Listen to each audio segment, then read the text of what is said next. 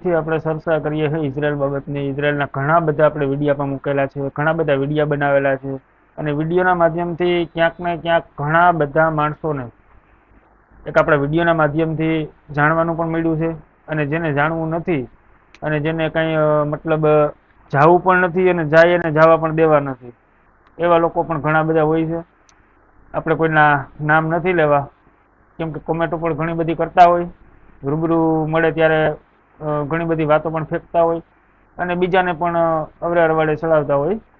તો આપણે કોઈને કહેવું નથી, કોઈનું નામ લેવું નથી. અને આજનો વિડીયો આપણો સ્પેશિયલ એ છે કે જેટલા વિડીયોમાં આપણે મતલબ ઘણા બધા માણસોએ કોમેન્ટ કરેલી છે, અને ઘણા બધાના મગજમાં ઘણા સવાલ પણ છે કે ભાઈ ઇઝરાયલમાં કોઈ પણ જોબમાં જવાથી માંડી અને શું શું પ્રોસેસ કરવી પડે, કઈ કઈ વસ્તુની મતલબ કે કયા જોબની વેકેન્સી છે, અને વેકેન્સી છે તો એમાં શું કરવું પડે. તો એ બધી કોમેન્ટના આપણે આજે જવાબ આપવાના છે, અને એટલા માટે જ આપણે આજનો આ વિડીયો સ્પેશિયલ જવાબ માટે જ બનાવ્યો છે. તો જે ઘણા બધા મિત્રોના મનમાં સવાલ હતો ને કે ભાઈ કોમેન્ટમાં તમે કોઈ જવાબ દેતા નથી, ઓફિસથી કોઈ ફોન ઉપાડતા નથી, ઓફિસથી કાંઈ રિપ્લાય આવતો નથી, તો આપણે એક તો રોંગ ટાઈમમાં ઓફિસે ફોન કરતા હોય એટલે જવાબ મળે નહીં. પ્લસમાં બીજી વસ્તુ એ કે એકને એક સવાલ આપણે રિપીટ કરતા હોય, એકને એક વસ્તુ આપણે પૂછવા બેસતા હોય, બરોબર, તો એમાં પણ આપણે જવાબ મળે નહીં. અને ત્રીજી વસ્તુ આપણે જોઈએ તો કે ભાઈ કામમાં પડ્યા હોય બધા માણસો, તો ફોન પણ ક્યારેક ઉપડે પણ નહીં, બરોબર. તો આ બધી વસ્તુના આપણે ક્યાંક ને ક્યાંક માણસોને એમ થાય છે કે ભાઈ મને ફલાણા વ્યક્તિ એમ કે મને જવાબ મળતો નથી, બીજો વ્યક્તિ કે મને જવાબ મળતો નથી. તો આપણે કોમેન્ટ જેટલા આપણે વિડીયોમાં કોમેન્ટ આવેલી છે ને, એ કોમેન્ટના આપણે બધાના જવાબ દેવાના છે. તો જોડાયેલા રહેજો. અને નવા મિત્રો જે ખાસ કરીને છે ને હજી આપણી ચેનલ આરે જોઈન્ટ નથી થયા, એ મિત્રોને ખાસ કહેવાનું હતું પહેલાં આપણી ચેનલ સબસ્ક્રાઈબ કરી દેજો.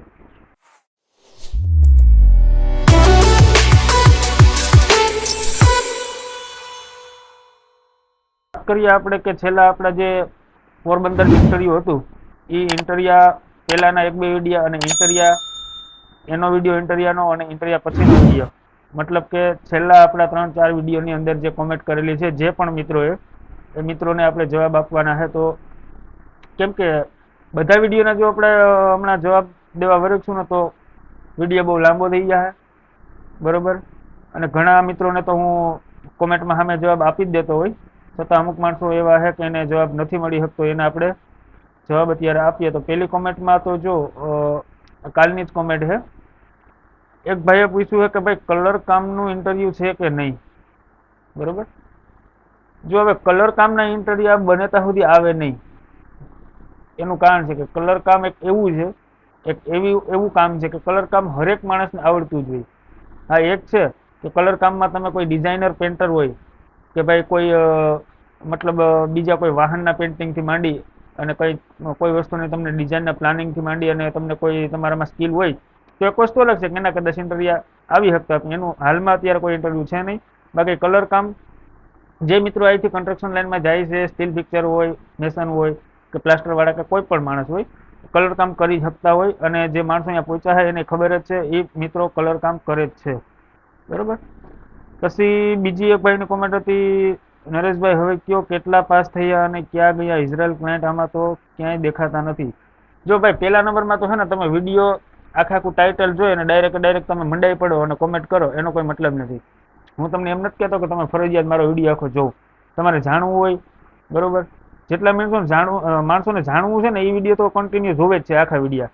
તો જે માણસો આવી કોમેન્ટ કરે ને એના માટે ખાસ કે ક્લાયન્ટ આમાં ક્યાંય દેખાતા નથી. ભાઈ ક્લાયન્ટ આમાં દેખાતા નથી, તમે વિડીયો જોવો પહેલા હરખા, ક્લાયન્ટ છે કે નથી, બરોબર.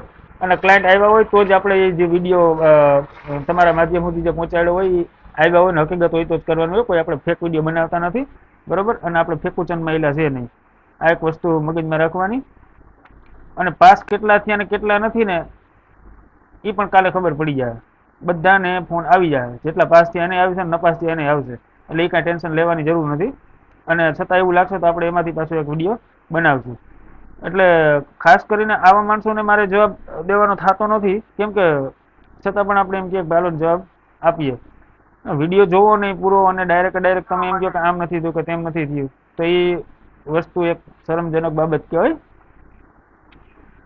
પછી જો ઘણા મિત્રો શું કહે છે, ભાઈ વાહ તમારા વિડીયોમાંથી ઘણું બધું જાણવાનું મળે છે.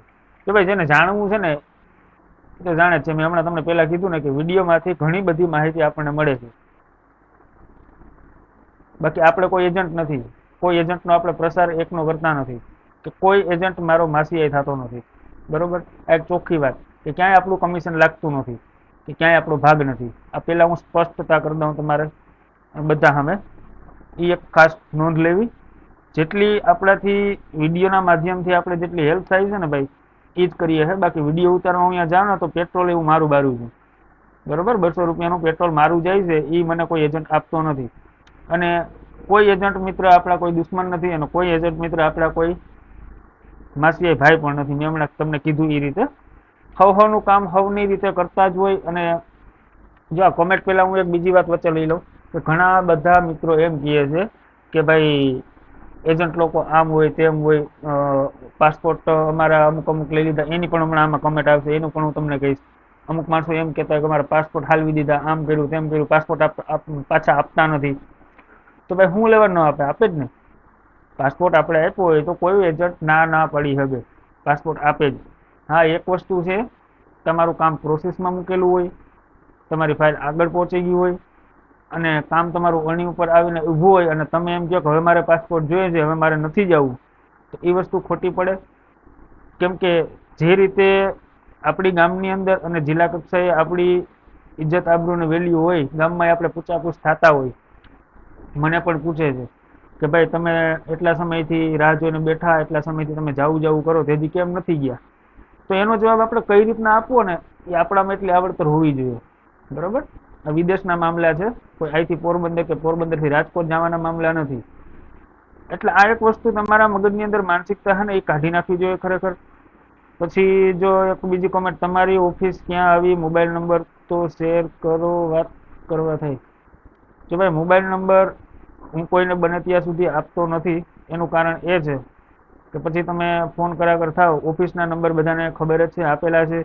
છતાંય મારા નંબર જોતો હોય તો ફેસબુકમાં મેસેજ કરજો, નરેશ ચાવડા નામની આઈડી છે, એમાં હું નંબર આપીશ. અને ઓફિસના પોસ્ટર આપણા દરેક વિડીયામાં હોય છે, નંબર પણ હોય છે. તો બીજા પણ મારા વિડીયા છે, એમાં ઘણા બધા વિડીયા છે, મેડિકલથી માંડી, ડોક્યુમેન્ટથી માંડી, શું કરવાનું શું નથી કરવાનું, બધા વિડીયા છે. તમે વિડીયો એકવાર જોવો એટલે તમને એમાંથી નંબર પણ મળી જાહે. તમારા પોરબંદરનું એડ્રેસ આપજો નરેશભાઈ. જો પાછી એ જ વાત આવી.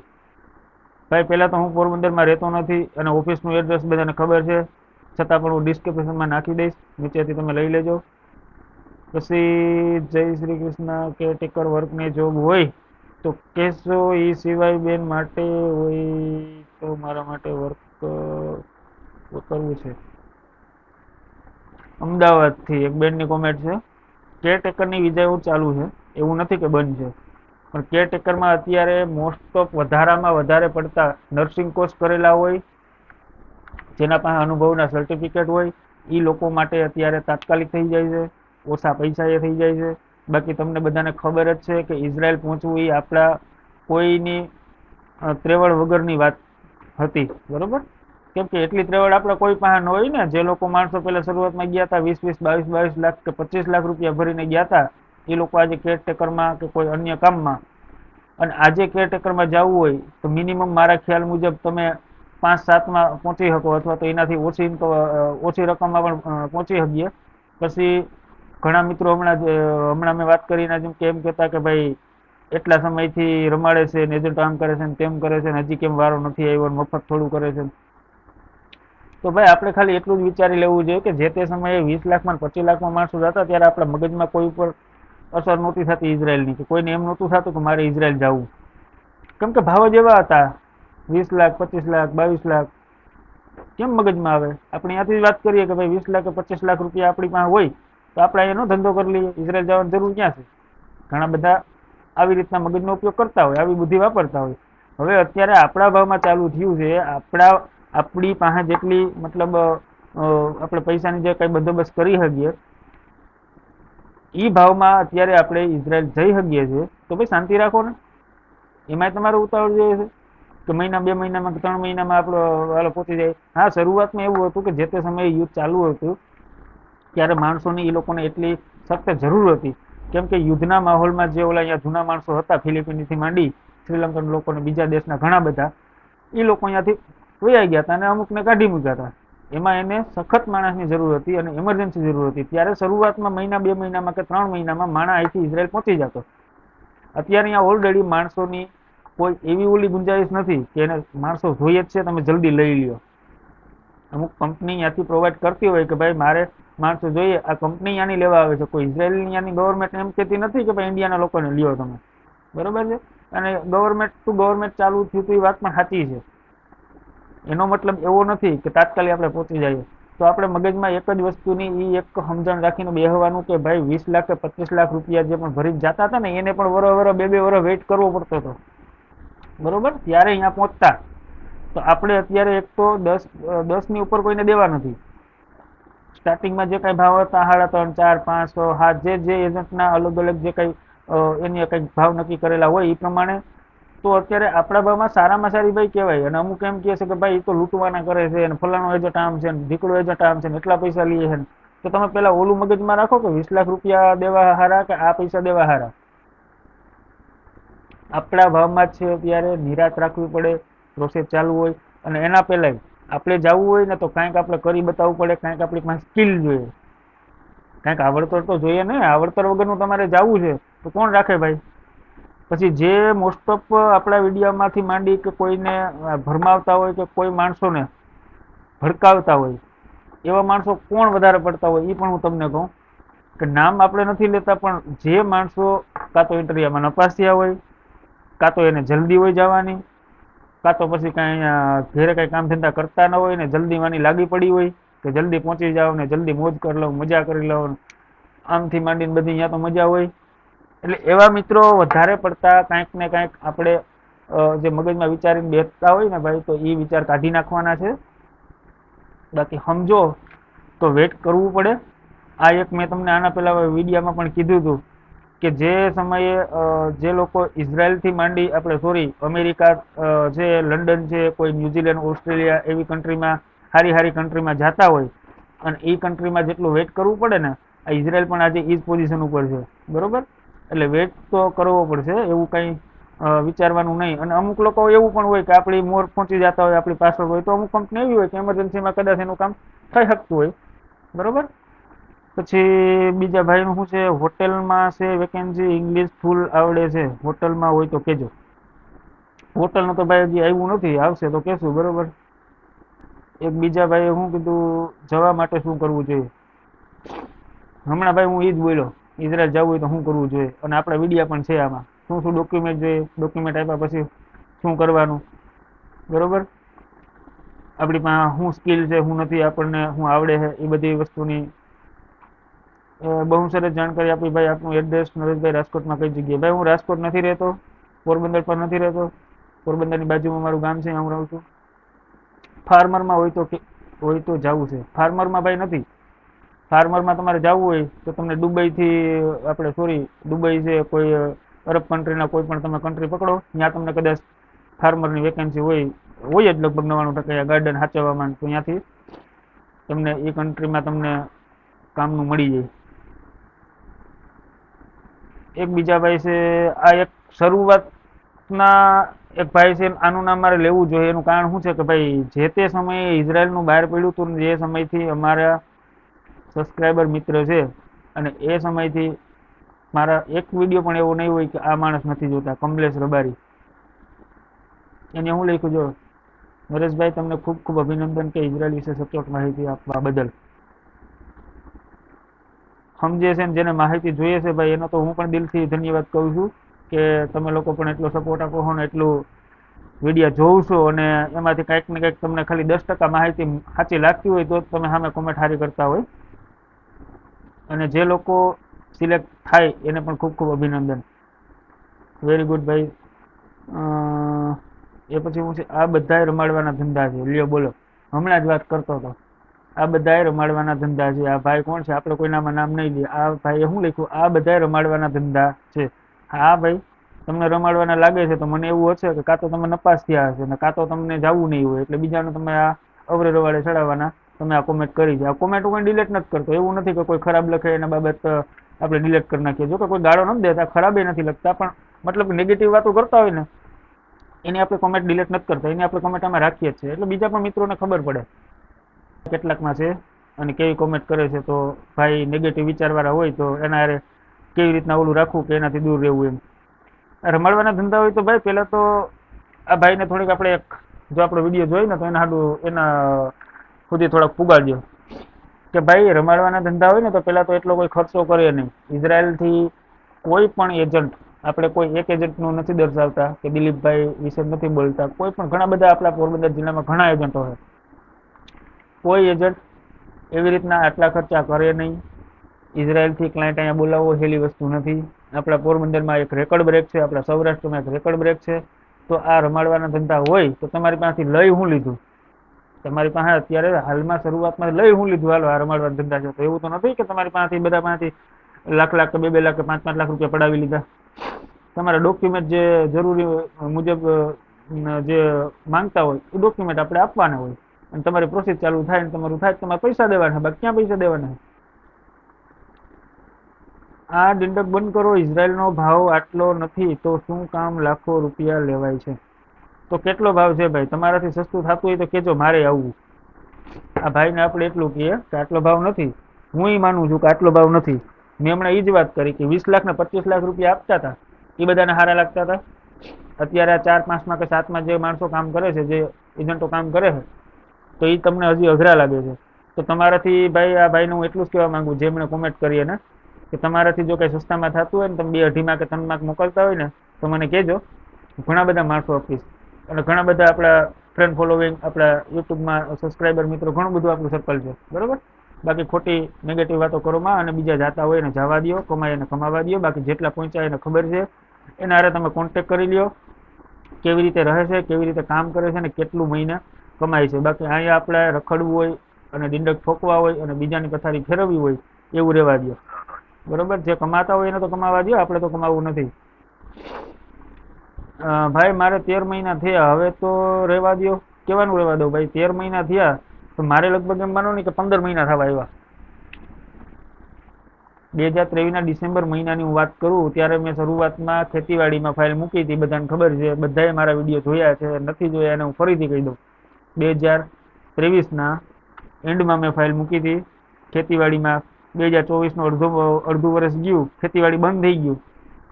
એ પછી આપણે કન્સ્ટ્રક્શનમાં ફેરવી. કન્સ્ટ્રક્શનમાં ઇન્ટરવ્યુ આવ્યા નહીં, 4-6 મહિના કાઢી નાખ્યા. પછી ચેન્નઈ ઇન્ટરવ્યુ આવ્યું, ઇન્ટરવ્યુમાં પાસ થઈ ગયા, મેડિકલ થઈ ગયું, બધું થઈ ગયું. પાછા 6 મહિના 7 મહિના વહી ગયા. એટલે ભાઈ આમાં કઈ અફસોસ કરવાનો ના હોય અને આવું પણ ન વિચારવાનું હોય કે હવે તો રહેવા દો. ઘણા બધા માણસો ફર્સ્ટમાં જે ઇન્ટરવ્યુ હતું ને દિલ્હીમાં, એ માણસો પણ હજી વેઇટમાં બેઠા છે. અને મેન વસ્તુ જાવું આવવું ને એ આપણા નસીબ ઉપર છે. જેટલા તમે ઘોડે ચડો અને જેટલી ઉતાવળ હોય અને જેટલું આપણે કંઈક ને કંઈક વિચારીને બેઠા હોય ને, તો આપણું વિચારેલું બધું હાલતું નથી ભાઈ, કોઈનું પણ, કોઈ પણ વસ્તુમાં એવું નથી કે આ બાબતમાં. એટલે હા ભાઈ, રડતા ને સાના રાખો છો ભાઈ? આમાં ક્યાં ભાઈ રડતા ને સાના રાખવાની વાત આવે? જે બોલો આવે માણસો પીડા કે રડતા ને ચાના રાખો. આમાં રડતા ને સાના રાખવાની વાત જ નથી આવતી ભાઈ. જેને જવું હોય એ જાય, ને ન જવું હોય એ રહેવા દે, કમાવું હોય જાય. એટલે આવી રીતે એક તો બીજા ભાઈ છે નર્સિંગની વિઝા હોય તો કેજો. નર્સિંગનું ભાઈ મેં હમણાં જ કીધું એ રીતે છે. તમારા જેવી સેવા હવે ક્યાં આજકાલ લોકો કરે જ છે. તમે તો ધન્ય છો. તમારા વિડીયો માટે તો હું રાહ જોઈ બેઠો છું. અડધો થઈ ગયો ભાઈ. હા ભાઈ, એટલે આવી કાંઈક ને કાંઈક માણસો ફેલાવતા હોય, માનસિકતા ફેલાવતા હોય માણસોને, જે મતલબ વિચારીને બેઠા હોય. અને જે માણસોને જાવું હોય, કમાવું હોય એને પણ પાછા પાડે.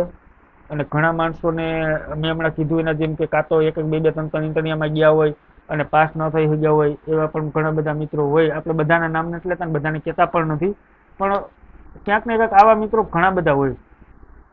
કોઈની વાતોમાં આવવું નહીં, કોઈના ઓલામાં ભરમાવવું નહીં. અને મેન વસ્તુ મગજમાં રાખવાની કે કુછ પાને કે લીએ કુછ ખોના પડતા હે કહેવત તો છે, પણ આપણે કંઈ ખોયું નથી.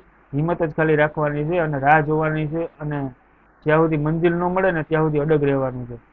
બરોબર, આ જૂની જૂની અમુક વાતો છે તમે યાદ રાખો, મગજમાં રાખો, તો જ કાંઈક ને કાંઈક આપણે મેળવી શકશું ને કાંઈક ને કાંઈક વસ્તુ કરી શકશું.